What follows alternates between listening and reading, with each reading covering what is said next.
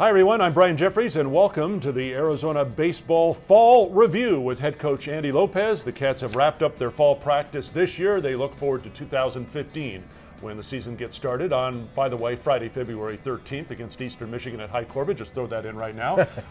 Coach, fall ball is always interesting because you get a chance to see your guys without maybe the competition factor of games hanging over them. They're competing for spots on your roster. In general, how did fall practice go? You know, and a very unique time for me, Brian, because of what happened to me a year ago with the bypass surgery. I missed all of fall baseball, and it was the first time in my 34 years of coaching at the college level that ever happened.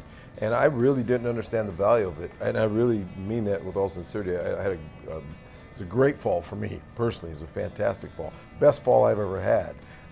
One, as I was alive, but two, it was good to get out there and watch the guys and understand the value of practicing 6 days a week versus coming in January and a month later you're starting the regular season and the games count.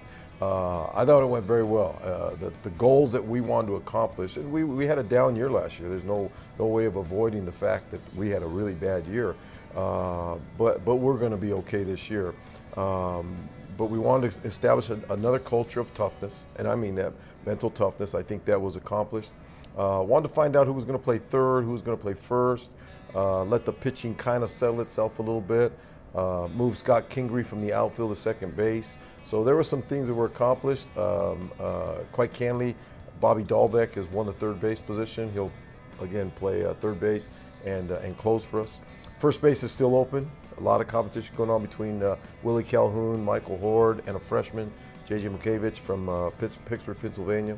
And Scott Kingery looks really, really solid at second base. All right, one other name we'll bring up right away, and that's Kevin Newman, because he had another incredible summer back at the Cape, and 2 years in a row now he's won the batting title back there. Is he your acknowledged leader right now on a team that's got some veteran guys coming? Yeah, and never been done. I mean, you know, anybody that knows college baseball and knows the history of college baseball and the Cape Cod League, I mean, it's a plethora of big league players and Hall of Famers and all the rest, and no one has ever won back-to-back batting titles, and Kevin did that these last 2 summers. He had a great fall. Took a really good leadership role, which we needed. Again, he's everything you would want as a baseball player, and he doubles that in terms of his personality, his character off the field. So he will be in a real strong position to lead us, and I think he'll do a good job with that. Matt Troop virtually sat out of all of last season with an injury. Back now, he was scheduled to move into your rotation, has been a closer, again, another veteran guy. Where is he in terms of his progress coming back, and where do you see him in 2015? He is about 8 months out of Tommy John surgery. He threw a bullpen last week, 40-pitch bullpen.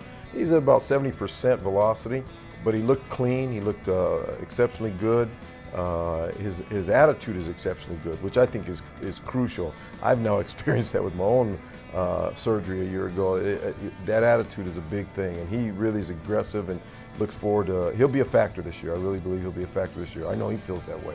Where will we use him?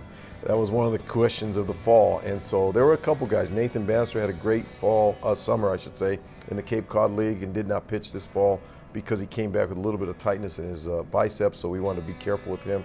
And Matt Troop, those are 2 key arms, one senior, one junior, and so we weren't able to watch them this fall, but I think they'll both factor in. Possibly starter for Troop, definitely a starter for Bannister. At least he'll get a chance to start.